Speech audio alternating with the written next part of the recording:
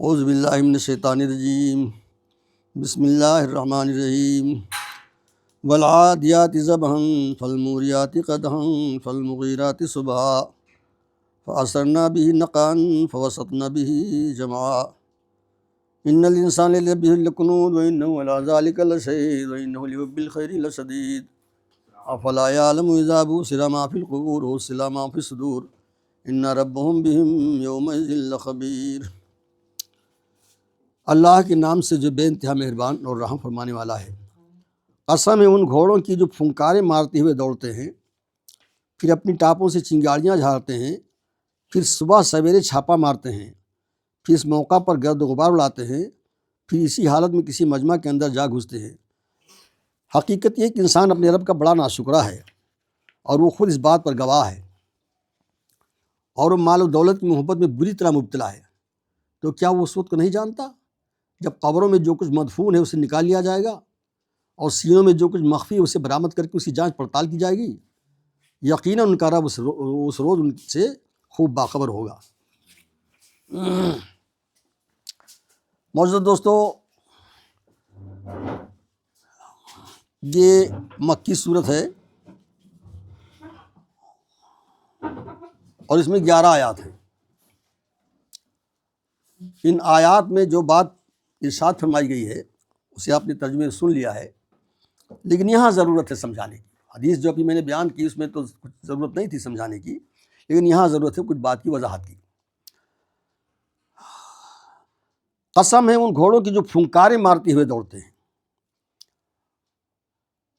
گھوڑے جو جنگی گھوڑے ہوتے ہیں، یہ سامان لاد کے ادھر سے ادھر لے جانے والوں کی بات نہیں ہے، بلکہ یہ جو پولیس گشت کرتی ہے گھوڑوں پہ، اس کی بات بھی نہیں ہے۔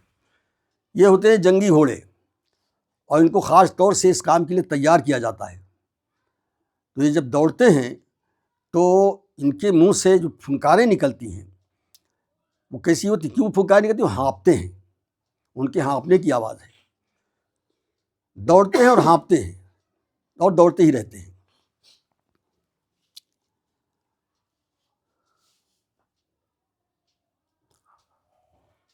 اور ان کا جو مالک ہے، جو سوار ہے، وہ جب انہیں تیز دوڑانا چاہتا ہے تو چابک نہیں مارتا، چابک تو کوچوان مارتے ہیں، وہ ایڑ کہتے ہیں اس کو، کہتے ہیں ایڑ لگانا۔ آپ لوگوں نے تاریخ پڑھی ہو یا ویسے بھی کبھی دیکھا ہو، گھوڑ سواری کو بیٹھے ہیں دونوں طرف سے رکاب میں پیر ڈالے ہوئے، اور ایسے ایسے ہلکا سا ایڑ ان کے بغل میں لگا دیتے ہیں۔ وہ سمجھ آتے ہیں کہ مالک اور تیز دوڑنا چاہتا ہے تو اور تیز دوڑتے ہیں، اب پھر ایڑ لگائے تو اور تیز دوڑتے ہیں، اور دوڑنے کے نتیجے میں وہ ہانپتے ہیں، بہت بری ہانپ آ جاتی ہے ان کو۔ اس ہانپنے سے ایک لفظ عربی کا نکلا، ذبح ذبح ذبح ذبح، ایسے نکلتا ہے۔ یہ ذات سے ذبح ہے، وہ ذبح کرنے والا نہیں۔ اس طرح کی آواز نکلتی ہے ان کے منہ سے۔ لیکن کیا مجال کہ وہ کہہ دیں کہ نہیں صاحب اب تو میں تھک گیا، بہت ہانپ گیا، اب اس سے زیادہ تیز نہیں دوڑ سکتا۔ بھئی انسان نہیں، زبان سے نہیں کہہ سکتے، لیکن عملاً تو کر سکتے ہیں کہ نہیں اب اس سے زیادہ میں نہیں دوڑوں گا، بس ہو گیا۔ لیکن نہیں، جے بار دوڑنے لگا تے بار اور بڑھ جاتے ہیں، تے بار بڑھ جاتے ہیں، اور ہانپ بھی ان کی ہانپنا بھی بڑھ جاتا ہے، اور اپنی ٹاپوں سے چنگاریاں جھاڑتے ہیں۔ آپ جانتے ہیں جنگی گھوڑوں کے ٹاپوں میں، سموں میں نال جڑے ہوتے ہیں لوہے کے، اور جب پتلی زمین پہ وہ دوڑتے ہیں یا پہاڑی پہ چلتے ہیں وہ، تو اس سے جو چنگاری نکلتی ہے۔ ایک بات یہ بھی آپ سمجھ، اشارہ جو نکلتا ہے کہ یہ چنگاری دن میں نہیں دکھائی دے گی، کوئی بڑا شعلہ نہیں نکلتا ہے، چھوٹی چنگاری ہوتی ہے، دن میں نہیں دکھائی دے گی، اس کا مطلب رات میں۔ اور یہ کیوں ہے؟ یہ اسلام کے آنے سے پہلے کا منظر کھینچا جا رہا ہے کہ جب اسلام نہیں آیا تھا، بدامنی تھی، کوئی امن نہیں تھا، کوئی سکون نہیں تھا، وہاں کوئی اطمینان سے سو ہی نہیں سکتا تھا اپنے خیموں میں۔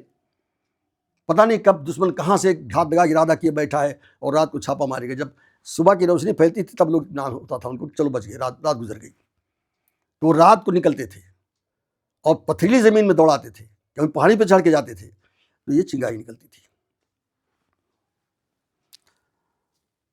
پھر صبح سویرے چھاپا مارتے تھے، چھاپا مارنے کے لیے رات کو نکل پڑتے تھے، اور ایسے وقت پہ پہنچتے تھے کہ جب ہلکی ہلکی روشنی، اب وہ لوگ بھی، اب رات بھر جا کر آدمی صبح کو سو جاتا ہے، آپ بھی دیکھ لیں، آپ نے یہاں بھی دیکھ لیں، تو وہ ایسے وقت پہ چلتے تھے کہ جا کے جب وہاں پہنچے جہاں جانا ہے تو صبح ہونے والی ہو، روشنی تھوڑی آ جائے تاکہ ہم اس روشنی میں لوٹ مار کر سکیں، اور اتنی روشنی نہ ہو کہ دور سے ہم کو آتا ہوا دیکھ کے تیار ہو جائیں۔ یہ سارے لوازمات تھے۔ تو چنگاریاں جھاڑتے ہیں، پھر صبح سویرے چھاپا مارتے ہیں، پھر اس موقع پر گرد و غبار اڑاتے ہیں، پتلی زمین سے گزر کے اب میدانی زمین پہنچے، ریتیلی زمین پہنچے، اور ان کے دوڑنے کی رفتار وہی ہے، اور اس رفتار سے ان کے دوڑنے سے گرد و غبار اڑتا ہے۔ میں نے آنکھ سے تو نہیں دیکھا ہے، لیکن تاریخ پڑھ کر گویا دیکھا ہوں آنکھ سے کہ جب فوج چلتی ہے تو اس فوج کو اگر گرد و غبار اڑتا ہوا دیکھ کر لوگ کچھ ہونے والا ہے، کچھ ہے بھائی، کچھ بڑا ہونے والا ہے، اتنا گرد غبار اڑتا ہے۔ تو اس موقع پر گرد و غبار اڑاتے ہیں۔ یہاں میں ایک بات یہ رکھوں گا کہ ایک گھوڑا ہے اور اس کا سوار ہے، اس کا مالک ہے، اور وہ اپنی مرضی کے حساب سے اس گھوڑے کو چلاتا ہے، دوڑاتا ہے، اور گھوڑا بہت تھک جاتا ہے، بہت ہانپتا ہے، لیکن مالک کے کہنے کے مطابق ہی کرتا ہے۔ جیسے جیسے ایڑ لگاتا ہے تیسے تیسے اور دوڑتا ہے، اور دوڑتا ہے، اور دوڑتا ہے۔ ہم بھی تو کسی کے محکوم ہیں، ہمارا بھی تو کوئی مالک ہے۔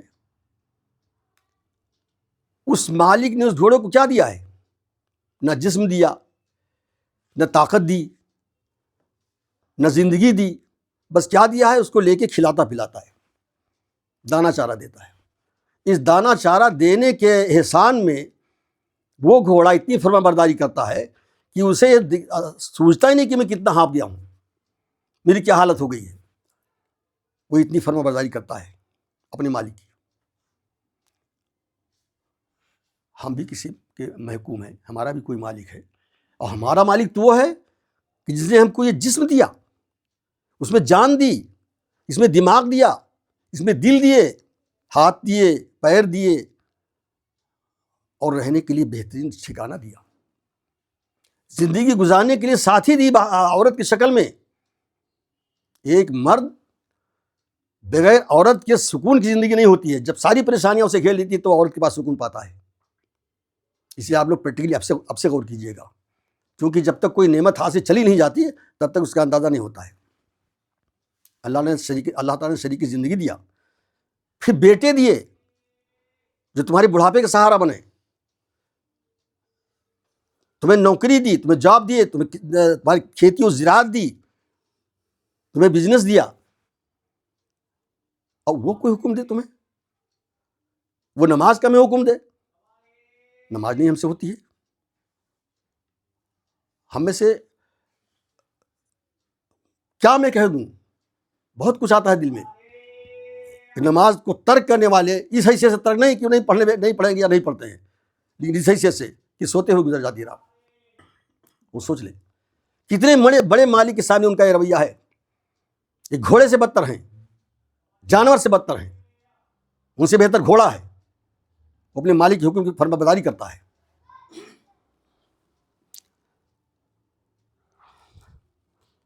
اب میں ایک بات پہ اور تھوڑا سا زور دوں گا، بس اس کے بعد میں نے شروع سے سوچا تھا بہت مختصر کروں گا۔ اس موقع پر وہ گرد و غبار اڑاتے ہیں۔ ابھی میں عرض کر چکا ہوں کہ جب فوج چلتی تھی تو اتنا گرد و غبار اڑتا تھا کہ ایک دم آسمان تک دھول اڑ جاتی تھی، اور دیکھنے والے سمجھتے تھے کوئی بڑا ہونے والا ہے، کچھ ہونے والا ہے۔ ہمارا کیا حال ہے؟ ہمارے رب نے ہمارے اوپر ذمہ داری ڈالی ہے کہ تم بحیثیت مسلمان اپنے آپ میں تو میرے فرما بردار بنو، لیکن اسی پر بات ختم نہیں ہو جاتی، دوسروں کو بھی بناؤ، دوسروں تک میرا پیغام پہنچاؤ۔ جو عربی نہیں سمجھتے انہیں آپ جا کے انہیں سمجھاؤ، جو اللہ کو نہیں جانتے انہیں بتاؤ۔ انداز خود ڈھونڈ لو، اللہ کی دی ہوئی دماغ سے تم کیا نہیں کر لیتے ہو؟ جو میں نہیں کر پاتا ہوں موبائل میں تم لوگ کرتے ہو اسے، وہ دماغ کہاں چلی جاتی ہے؟ وہ دماغ اس میں بھی لگاؤ کہ ذمہ داری اللہ جو ڈالی ہے ہمیں وہ کیسے پورا کریں گے ہم۔ جب کوشش کرو گے تو تمہیں وَالَّذِينَ جَاهَدُوا فِينَا لَنَهْدِيَنَّهُمْ سُبُلَنَا، جو لوگ ہماری طرف بڑھتے ہیں ان کے لیے ہم راستہ آسان کر دیتے ہیں۔ سورہ عنکبوت میں اللہ تعالیٰ فرماتا ہے، دماغ لڑاؤ کہ کیسے ہم اللہ کا پیغام لوگوں تک پہنچائیں، کیسے لوگ سمجھ لیں کہ یہ تو مسلمان ہے تو کچھ بڑا کرنے والا ہے، کچھ بڑا ہونے والا ہے۔ ہمارے عمل سے دوڑنے کی بات آئی، جہاں گھوڑے دوڑتے ہیں تمہیں بھی دوڑنا ہے، دوڑو اللہ کی طرف، کبھی مسجد کی طرف دوڑو، کبھی اجتماع کی طرف دوڑو، کبھی لوگوں سے ملاقات کے لیے دوڑو. یہ سب ذمہ داری نہیں ہے کیا؟ اگر آپ لوگ نہیں سمجھتے ہیں یا اب تک نہیں سمجھے تو اب سمجھ لیجئے. یہ گھوڑے سے بدتر نہ بنیے، اپنے آپ کو اللہ تعالیٰ کے سامنے جواب دہ سمجھیے، اور یہ دیکھیے کہ اللہ تعالیٰ نے پیدا اس مقصد کے لیے، وما خلقت الجن والانس الا لیعبدون. ہم نے انسان اور جنات کو پیدا کس لیے؟ پر عبادت کے لیے پیدا کیا ہے. اور عبادت نماز ہی میں نہیں خالی، نماز، روزہ، حج، زکوٰۃ، کلمہ، یہ 5 عبادات جو ہیں، یہ اسے تو آپ کے اندر آتے ہی عبادت کی ایک بہت بڑی میدان عبادت کا آپ کے سامنے کھل گیا. اللہ کے پیغام کو عام کرو. دیکھو کہ اسلام کس قسم کی بزنس کو پسند کرتا ہے، کیسی تجارت کو پسند کرتا ہے، کیسی نوکری چاہتا ہے، کیسے پارلیمنٹ تمہارا چلنا چاہیے. یہ ساری ذمہ داری آ جاتی ہے. اس پہ غور کرو، نہیں تو ایک وقت آئے گا، سورہ مومنون میں بھی ہے اور کئی جگہوں پہ ہے، کہ مرتے ہوئے انسان کہے گا، جب بالکل موت سامنے آ کھڑی ہوتی ہے تب اس وقت انسان سب دیکھ لیتا ہے. اللہ تعالیٰ پہلے اس کی آواز کو سلب کر لیتا ہے، وہ بتا نہیں سکتا کسی کو، لیکن دیکھتا سب ہے. اب وہ دیکھ لیتا ہے کہ میرا انجام کہاں ہے، میں کہاں جا رہا ہوں. تب اس وقت کہے اللہ تعالیٰ مجھے لوٹا دے، پھر اسی دنیا میں اب کیا اب ایسا نہیں کروں گا جیسا اب تک کرتا آیا تھا. لیکن اللہ تعالیٰ کی بات بدلی تو اس نے ٹائم مقرر کر دیا، اس کے بعد پھر کوئی موقع نہیں. تو یہ پچھتانا نہ رہ جائے کہ یہ کام ہم نے نہیں کیا تھا، اے اللہ تعالیٰ اچھا اب سے لوٹا دے، ہم یہ کام کریں گے. خالی نماز پڑھ لینا اگر صحیح ہوتا تو آپ بار بار اس بات کو سن چکے ہیں کہ ایک ایسے آدمی کو اللہ تعالیٰ نے عذاب دیا، بلکہ اسی گھر سے شروع کیا جس نے زندگی میں پلک جھپکنے میں کوئی غلطی نہیں کی تھی، صرف نماز و تسبیح، صرف نماز و تسبیح. اگر صرف بات پوری ہو جاتی تو اس کو ہٹا کے اس بستی کو پلٹا جاتا، لیکن وہاں تو اسی سے شروع کیا گیا. میرے عزیزو، چونکو، جاگو، ابھی وقت ہے، ابھی زندگی اللہ تعالیٰ نے دے رکھی، موقع ہے. جب موت کو دیکھ لے گا آدمی کی بالکل آ گئی، اس وقت توبہ نہیں قبول ہوگی، بس ختم. ابھی تو موقع ہے، توبہ کر لو، پلٹ آؤ، اللہ کے حکم پابند بن جاؤ. جتنے ہی کام ہیں عبادت سے لے کے اطاعت ہی تو اصل میں عبادت ہے. اور اس کی وہ ہے کام کہ یہ حقوق ادا کرو، ماں باپ کے حقوق ہیں، یہ بیوی کے حقوق ہیں، یہ بچے کے حقوق ہیں، یہ پڑوسی کے حقوق ہیں. یہ میرے سامنے ابھی آپ دیتا جائے گا، بھلے یاد آ گیا لے جائے گا اور کسی اور کو دے دیجیے گا. پڑوسی کے اتنے بڑے حق ہیں کہ جب اللہ کے رسول نے ایک جگہ، اللہ کے رسول نے صحابہ کو بتایا ہے تب بات آئی ہے، ایک جگہ جبریل نے حضور صلی اللہ علیہ وسلم کو بتایا ہے. حضور صلی اللہ علیہ وسلم کہتے ہیں کہ جب پڑوسی کے حقوق بتایا جبریل نے تو میں نے کہا اتنا بتایا کہ میں سمجھا کہ اس میں وراثت میں حصے دار بنا دیں گے. ایسے نہیں ایک پڑوسی کے ساتھ رہتا، اور پڑوسی کوئی مسلم نان مسلم کی شرط نہیں ہے، پڑوسی ہونا چاہیے. میرے عزیزو، یہ وہ ساری باتیں ہیں جو ہماری زندگی میں بہت لازم ہیں، ضروری ہیں، ورنہ پھر آخرت تباہ ہو جائے گی. میرے ساری باتوں کا محور یہ ہوتا ہے، ابھی پچھلے اجتماع میں آپ سنا ہوگا کہ آخرت کے لیے کہا کہ کل کی تیاری آج، یہ اس عنوان سے بولا تھا میں. میرے عزیزو، اب ایک بات میں کہہ کے ختم کر دوں، نہیں تو بات پوری نہیں ہوگی، کہ اللہ تعالیٰ فرماتے ہیں کہ انسان اپنے رب کا بڑا ناشکرا ہے اور خود اس پر گواہ ہے. وہ مال و دولت کی محبت میں بری طرح مبتلا. یہ ہمارے لیے جو رکاوٹیں پڑ رہی ہیں، اجتماع میں نہ آنا، قرآن کا نہ پڑھنا، نماز سے غفلت برتنا، یہ سب کیا ہے؟ اس کی جڑ کہاں ہے؟ اس کی جڑ ہے مال کی محبت. ہم کچھ کہتے ہیں زبان سے، لیکن ہے اصل میں جڑ وہی مال کی محبت. کہاں کون ایسا بیٹھا ہے جو ہاتھ پہ رو کے بیٹھا ہے، مال کو حاصل کرنا نہیں چاہتا؟ وقت پہ دکان کھولنا چاہیے، اتنا ڈیوٹی دینا چاہیے، یہ کون نہیں کر رہا ہے؟ تو یہ مال کی محبت میں بری طرح مبتلا ہے. تو کیا وہ اس وقت کو نہیں جانتا جب قبروں میں جو کچھ مدفون ہے اسے نکال لیا جائے گا؟ یہ ہماری انگلیاں یہ سب مٹی بن چکی ہوگی، لیکن اللہ تعالیٰ قرآن میں جی ساتھ فرماتے ہیں کہ ہم انگلیوں کے پور تک کو بنا دینے پر قادر ہیں. یہی شکل، یہی جسم، یہی خون، یہی گوشت سب تیار کھڑا ہو جائے گا، یہ قبر سے نکال لیا جائے گا. اب بات یہی ختم نہیں ہو گئی.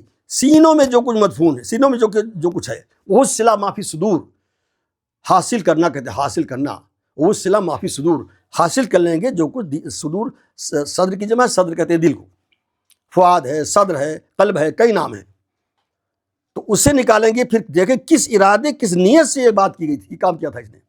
دیکھو، برائی کرنے کا کوئی ارادہ نہیں دیکھا جائے گا.